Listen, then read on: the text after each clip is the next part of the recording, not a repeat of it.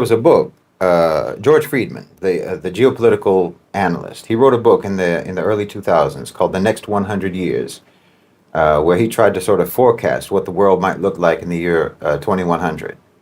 He began by talking about what the world looked like in the year 1900, and then he goes sort of decade by decade, how radically everything changed between, say, 1900 and 1930, or 1930 to 1950, and so on. And it's truly astonishing how many drastic paradigm shifts took place. Empires fell, empires rose, world wars, on and on. Really breathtaking global shifts. When you look at history that way, it's hard to wrap your head around how many changes can actually take place in a relatively short amount of time. Basically, within one person's lifetime, everything can change. You know, in 1900, like he says in his book, London was the center of the world. There was no communism, no Soviet Union. There was the Ottoman Empire, the Austro-Hungarian Empire, and so on. The Americans mostly stayed on their side of the Atlantic. And it seemed like this is how things would just be, you know, indefinitely. But just a short 40 years or so later, everything changed. England was demolished in the World War. The Ottomans were gone. The Soviets emerged. Germany took over France, on and on. Really radical, unthinkable changes. Then if you go ahead a few more decades to the 1980s, again, it seems like a completely different world. And then on forward to the 2000s, it's remarkable. Everything changed. And when you think about that, when you think about how many huge paradigmatic pendulum swings there have been that have taken place and that do take place in just a matter of decades, it makes certain continuities even more astonishing. When you're able to maintain a constant amidst the radical changes that sweep over every other element of international relations, global power relationships, international relations, and so on, when you're able to actually keep something unchanged, it lets you know just how important, how paramount it is that this particular status quo remains intact, how important it is to those who are keeping it intact. And I'm talking now about the West's relationship with Africa, because the West's economic relationship with Africa has not fundamentally changed in over 800 years. This is absolutely stunning. If the drastic and rapid changes that can occur and have occurred within the West over just 1 or 2 decades, if that's breathtaking, well, what about the fact that nothing has changed between the West and Africa in basically a millennium? I mean, the relationship was ruthlessly extractive 800 years ago, and it's ruthlessly extractive now. And you can't help but recognize that keeping things this way simply must not only be important to the West, but literally it must be the most important thing to the West. It's so important to them that they have always maintained this status quo no matter what else changes in the world. Wallahi, they're dedicated to the subjugation and the exploitation of Africa more than they're dedicated to anything else. Everything else is allowed to change except for this. This must never change. And it's not difficult to see why. I mean, it's the subjugation and the exploitation of Africa that has enabled the West to impersonate a superior civilization. It's like a con man, you know, a drifter who tries to convince people that he's some sort of an aristocrat or a monarch or something. Well, he needs to have some kind of a display of a monarch's wealth in order to be convincing. And that's been the whole basis for what the West claims about itself being superior.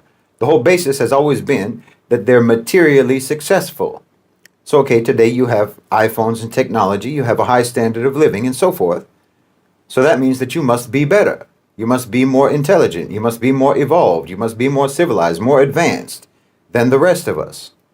I mean, look how nice their places are. See how much better their stuff is. Well, this is all reliant upon the vicious pillage and plunder of Africa. Without this subjugation, without this exploitation of Africa, Europe and the West would be nothing but crude, emaciated serfs, barely producing enough to survive. Their wealth was primarily derived from theft and plunder, from piracy and slavery, from mass murder and crime. This is just a historical reality. Because of the subjugation of Africa, first through chattel slavery, the extraction of Africa's human resources, and now through the extraction of natural resources, the West has been able to maintain this artificial, unearned status as a so-called civilization. Keeping Africa subject, subordinate, suppressed, and impoverished is an existential need for the West. It's the only way that they can keep up the pretense of their supremacy. Because again, the pretense of their supremacy has never been based upon any actual advancement, any actual sophistication, any actual moral or intellectual development. It has always been based on the violent accumulation of wealth and resources, upon brute power, deceit, and conniving. And Africa, the subjugation of Africa, is the most vital necessity for keeping this con going. I mean, right now, the trade relationship between the West and Africa is that something like 70% of exports to Africa from the West are manufactured goods, and imports from Africa are just the raw materials used to make those manufactured goods. So they're taking from Africa what is needed in order to produce goods that then Africa buys from the West, made with their own raw materials. And the West has done everything possible to try to impede Africa's ability to build its own manufacturing base so that they could potentially use their own raw materials, use their own raw minerals to produce their own goods. I mean, the whole process should be done in-house. It should all be done in Africa. That's what makes sense. You know, you have the materials, you have the minerals, you can make the products. That's how it should be. Rather than giving your raw natural resources to the West, for them to manufacture and refine and process and so on, Africa could do all of those things themselves. I mean, imagine the impact that would have. Where would that leave the West then? Well, they know that.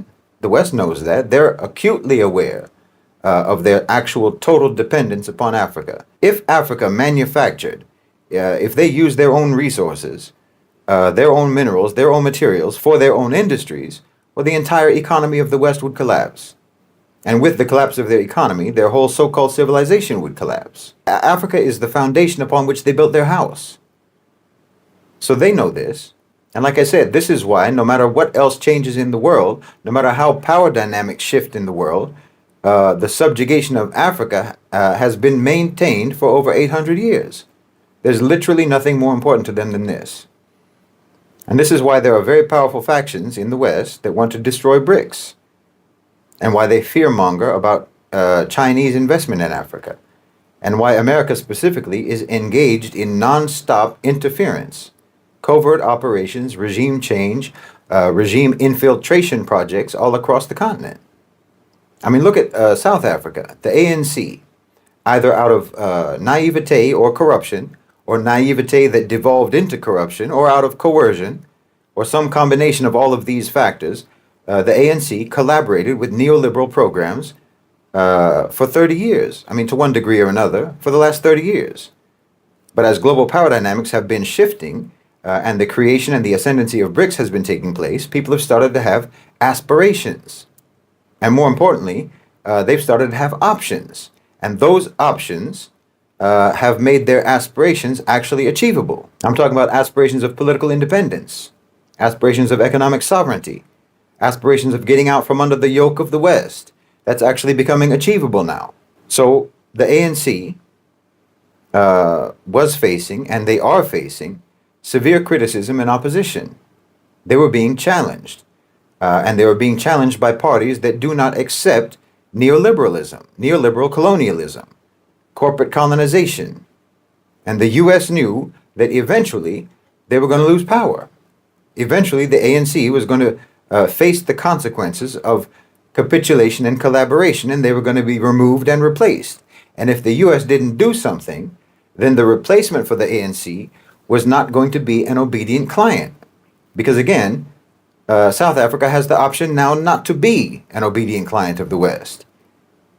I mean, as long as there were no options, then it wasn't that risky for America. Even if the ANC lost popularity, no matter who replaced them, they would have no choice but to capitulate to neoliberalism because there was no options. But there are options now. So you have the United States then backing the so-called Democratic Alliance, the DA, which is an overtly neoliberal, Western-aligned, elitist political party of colonizer collaborators. So the unpopularity and the opposition to the ANC opened a space for the DA to move into the government in the last election. So now you have this so-called GNU, the Government of National Unity, which is nothing but a neoliberalism light and a neoliberalism hardcore. It's a coalition of one party that was aligned with the West, the ANC, aligned with the West out of coercion or naivete or corruption, but which could have potentially been influenced by anti-neoliberal populist sentiment if given a chance. Now, they've joined together with a party that is intensely committed to colonization, intensely committed to neoliberalism. I mean, they want to privatize everything. They want everything to be sold off to the private sector. They want to hollow out the government completely. And you need this radical neoliberal colonizer faction to be there because as the new options have emerged, you've now had radical anti-neoliberal positions being advocated and becoming viable. I mean, you're actually having calls for the nationalization of industries rather than the privatization of state enterprises. Well, the West can't have that. So they need something like the DA, the Democratic Alliance, to move in to try to avert the threat of South Africa actually becoming politically independent and economically sovereign. You know, they call it the GNU, but the N shouldn't stand for national. It's the government of neoliberal unity. It's a coalition united against the people of South Africa, in my opinion, in service to the interests of the elite private sector of South Africa and to the global Western private sector. The DA is a racist, Zionist, anti-BRICS, pro-Western colonizer political party, funded at least in part by the National Endowment for Democracy in the United States, which is nothing but a wing of the CIA, whose sole mission is to advance American interests. So in South Africa, this was a regime infiltration project that was undertaken to actually avert regime change in South Africa, organic regime change. Because look, you can nationalize the mining sector in South Africa, you can. You can nationalize the banking sector, you can nationalize the Reserve Bank. You can do all of these things and everyone knows it. It's not some kind of a mystery that these types of measures would be immensely empowering for South Africa. These aren't measures that we don't know whether they're useful and beneficial or not. Obviously they are, and tremendously so. And that's precisely why these types of policies, these types of measures have to be subverted. I mean, it's absolutely ludicrous for anyone in South Africa today to advocate neoliberal policies when we have in front of our eyes the catastrophic failure of those policies. I mean, nearly half the population is unemployed, over half the population among the youth. 75% of South Africans earn just the equivalent of $350 a month or less. In fact, roughly half of the population earn only $75 a month. And you're still going to advocate for the policies that got you here? No, obviously, if you nationalize, it's better for you. Obviously. I mean, empower the government with those abundant resources instead of letting foreign companies seize those profits and transfer them out of the country. I mean, if those revenues are going to the state, then the government will have the resources they need to better address the needs of the society. They can invest in SMEs, they can provide education, skills training, and so on, fund R&D. I mean, it's a no-brainer. But you're scared of what the West will do. They tell you that if you nationalize, then there will be massive capital flight, investors will run away, and so on. Well, think about that for a second. They're trying to scare you with consequences that they themselves will be imposing. They're warning you that if you do something that is in your country's best interest, they will punish you. This is very different from telling you that the policy in and of itself is actually bad. They're telling you that they will make it a bad policy because of what they will do to you if you implement it. You understand? These people are threatening you, and then you're supposed to trust their advice? The advice of these neoliberal predators? You're supposed to listen to them and trust their advice when they are blatantly telling you that they will punish you if you do something to try to make things better, to try to change things? I mean, they couldn't make it more obvious, their malice. They couldn't make their malice more obvious.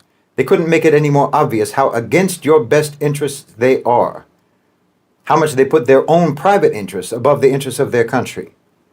They're openly identifying themselves to you as your enemy. You understand me? I mean, they're not saying that nationalization doesn't work. They're not saying that it isn't beneficial. They're saying that they will do everything in their power to make sure it doesn't work. They're saying that they will sabotage nationalization for their own sake, for the sake of their own profit interests. And still you let this type of people have a say in policy discourse? Well, that's humiliating. They hold you in contempt and they don't even hide it. I'm telling you, everyone knows what should be done in a country like South Africa, what kind of economic policies they should implement. And it's the same thing that many global South countries should do. Everyone knows the obvious economic benefits of these types of policies. And everyone knows that the only reason that you don't implement these policies is because parasitic, predatory, Western colonizing private sector powers will try to punish you if you do. I mean, for instance, the nationalization of key sectors in South Africa or in any other country, such as mining, such as energy and finance. This is essential to try to break the stranglehold of foreign capital on your country and to ensure that the country's resources are actually used for the benefit of the people and for the benefit of the domestic economy. Land reform. The question of land reform in South Africa is critical. This is a critical issue. There should be a comprehensive land reform program in South Africa that prioritizes the redistribution of land to the historically disadvantaged. This is basic, and it's incredibly obvious. And once you've boosted the state's resources through nationalization, there should be a comprehensive social welfare system that provides for the basic needs of all citizens, including healthcare, education, and housing. This is, again, obvious. And finally, the government, of course, needs to pursue a policy of industrialization and job creation. A policy that prioritizes the development of the domestic economy. And like I said before, prioritizes the manufacturing of goods from their own raw materials, from their own raw minerals and their resources, rather than the export of those minerals to Western companies for them to use in their manufacturing. Honestly, none of this requires any particular brilliance to understand. These aren't radical policies, but they're only made to seem radical, and they're treated as radical because everyone is living in fear of private sector tyrants who completely control the discourse. So you're not allowed to talk about anything that isn't basically a policy genuflection to shareholders and to Western supremacy. But everyone knows that these are good policies that would help South Africa, and that the only reason anyone would think that they might not be good for South Africa is because they know that doing a policy that's good for South Africa would prompt a hostile, retaliatory response from the West. Well, like I said, that should show you what kind of a friend the West is. But look, South Africa and all the countries in Africa, all the countries in the global South, in fact, they're in a position today to actually dictate the terms now. If Westerners want to pull out their capital, so say you nationalize, okay, if Westerners want to pull out their capital, they want to withdraw their investments, okay, go ahead. Dig around in your own lands for the minerals you need to make your stuff, and good luck to you. I mean, we have other investors anyway who can take your place. There's other companies that we can partner with. You're not the only ones. So the only question really is, how much are you interested in boosting the economies of China, the economy of Russia, the economy of the Gulf? How much do you want to see the BRICS countries surpass you economically? You know, BRICS already accounts for more of global GDP than the G7. So if you want to pull out your investments, you pull them out. Go ahead.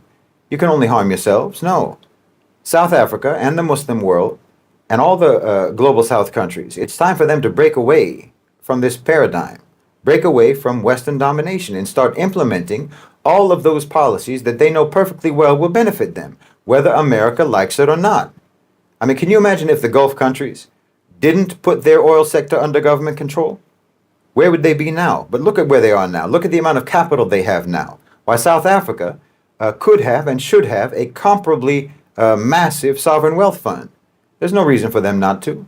No, this millennium-long system of subjugation needs to come to an end. And it really doesn't matter if the road to liberation is a little bit rocky. I'd rather be traversing a rocky road than be buried under the rubble, which is where the West has kept Africa for centuries. This is the richest and most important continent on the planet. And the West stole your riches and they stole your importance, and they've been an imposter on the throne for far too long. It doesn't make any sense to be afraid of someone whose power is actually dependent upon you. That's a psychological power, not an actual power. They have a psychological power over you. But every element of their real power is completely derived from you yourselves. It's like your hand is on the tap that the hose is attached to that they use to waterboard you. And all you have to do is turn it off.